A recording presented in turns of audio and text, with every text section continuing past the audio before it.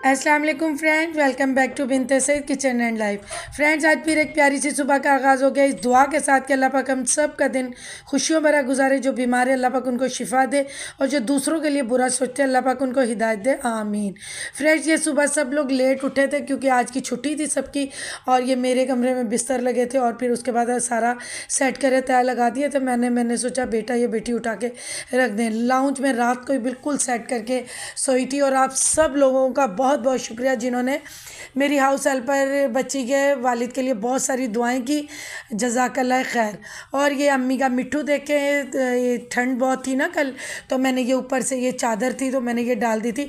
तो अभी ये बस मैंने कपड़ा हटाया, इसको भी मैं नाश्ता देती हूँ और यम्मी सा नाश्ता आज मैं आपके साथ शेयर करती हूँ। और ये देखें, एलईडी पॉइंट की भी डस्टिंग बेटी ने कर दी, कमरे भी अभी सेट हो गए, सारा काम हो गया।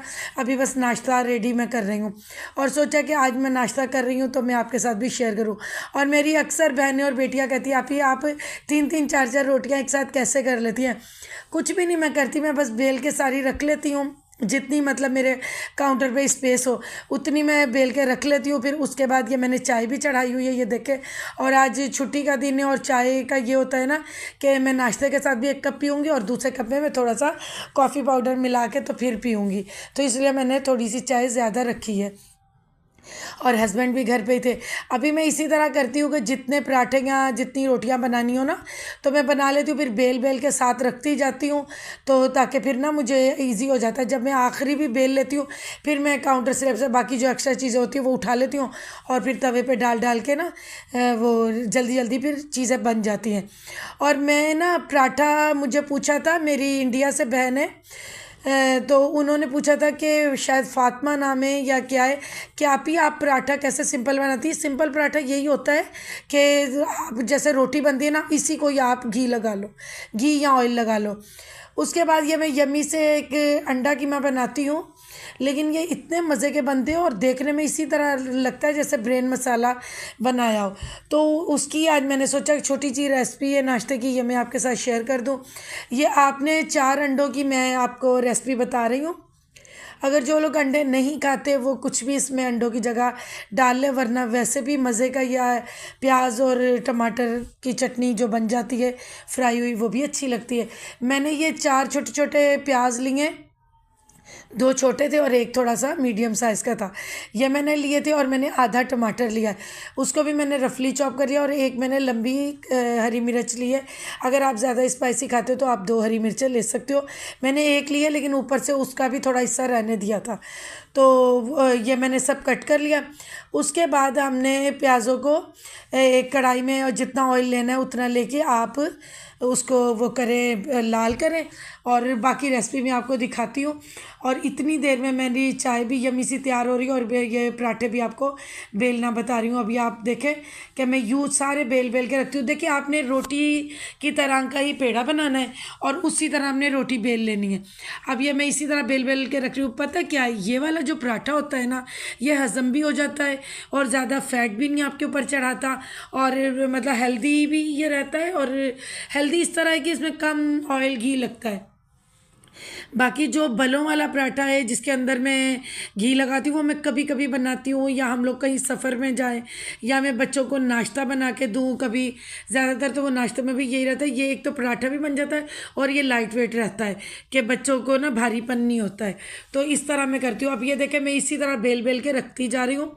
बस आप ये ध्यान रखिएगा कि आपका आटा जो है ना बहुत ज़्यादा ढीला ना हो, और बेलें भी रोटी उतनी के, दूसरा फिर आपने अगर हाथों पे करनी है, अगर आप हाथों पे नहीं करते तो फिर आप अपने जितना साइज़ रखना उस हिसाब से आप को कर लें। और फिर आप हल्का सा, जितना आपने ऑयल डालें हल्का सा ऑयल डाल के इसको फ्राई कर लें। ये इतनी अच्छी रोटी पराठा बनता है कि आप, मैं तो दिन में, अभी बच्चे छोटे हैं ना, तो अभी मैं इनको दिन में भी ये बना देती हूँ किसी भी सब्ज़ी के साथ, या कोई ऐसा सालन हो तो मैं बना देती हूँ।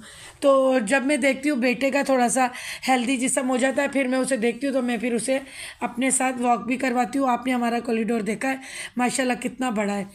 अब मैंने जो प्याज काटे थे 3, वो मैंने डाल दिए, आधा उसको थोड़ा सा फ्राई किया। फ्राई करने के बाद जब मैंने देखा थोड़ा थोड़ा ब्राउन हो रहा है, तो मैंने वो जो आधा टमाटर था वो भी डाल दिया और हरी मिर्च भी मैंने डाल दी है। अब आपने अपने टेस्ट के हिसाब से लाल मिर्च, नमक और हल्दी डालनी है, और कोई मसाला इसमें नहीं आपने डालना है, ठीक है। अब मैं इसको थोड़ा सा फ्राई करूँगी। उसके बाद मैं 1 बाय 1 करके 4 अंडे तोड़ तोड़ के डाल दूंगी। ये एक मुझसे गिर गया था। और हम अंडे धो के रखते हैं, ये मेरे ससुराल में आदत है, ये मैंने देखी थी। तो हमारे जो अंडे ना ये लाते हैं जब, तो फिर धोकर ही इनको इनकी डिश में रखा जाता है। उसके बाद आपने 4 अंडे डाले, उसके बाद थोड़ी देर के बाद आपने उसको हिलाना है। अब ये देखिए यम्मी सा हमारा नाश्ता बन के रेडी है। ये अंडा कीमा, चाय, और बेटी ने तो अचार भी लिया था, और ये हस्बैंड ने रात आलू मटर बना था, वो है। अब ये मैजिक से मैं ये सारे बर्तन धोऊंगी। आप देखिएगा कि क्विकली झटपट बर्तन मेरे साफ़ हो गए, क्लीन हो गए। बेसन भी अच्छे से ये देखें नीट एंड क्लीन हो गया है। अब ये सारे बर्तन मैंने यहाँ रख दिए हैं, इनका पानी खुश्क होगा, फिर इनको अपनी जगहों पे बेटी रख देगी। अभी हम जा रहे हैं, एक हमारी बहुत ही प्यारी हमारी सिस्टर हैं उनके घर, और मेरी जो आपी हैं कराची वाली, उनकी जिठानी है। कहने को तो जिठानी है, लेकिन वो उनके साथ भी बहुत ही ज़्यादा प्यार मोहब्बत से और बड़ी बहनों की तरह रहती हैं, और मेरे साथ भी। मुझे तो वो बहुत ही प्यारी लगती हैं। तो हम उनके घर जा रहे हैं। ये मैं थोड़ा सा ऊपर से व्यू दिखाऊं आपको कि आज देखे छुट्टी का दिन है ना, तो आज देखे कितनी ज़्यादा ट्रैफिक जाम है, देखे ज़रा।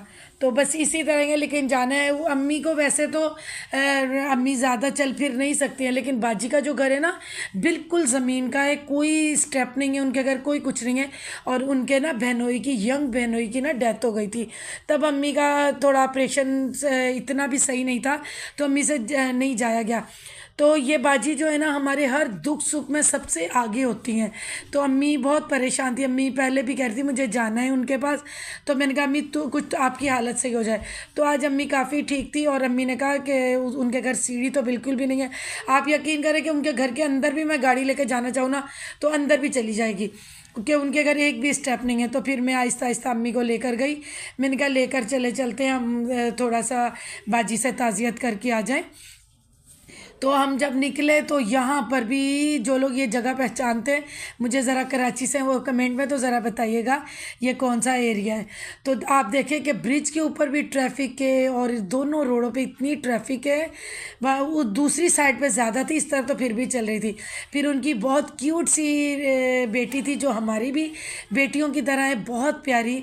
और उसका ये रूम है इतना खूबसूरत, उसने डेकोर किया था, और मैंने थोड़ी सी वीडियो बनाई। और उसने इतना अच्छा रिफ़्रेशमेंट का इंतज़ाम किया था। ज़ाहिर है छोटी बच्ची है, लेकिन फिर भी देखे मुझे अच्छा लगता है जब बच्चे खुद से ज़िम्मेदारी से बहुत अच्छा करते हैं। तो और ये मेरी फेवरेट घड़ी है, ये मैंने देखी थी एक जगह, मुझे बड़ी पसंद आई थी, तो उसके रूम में लगी हुई थी।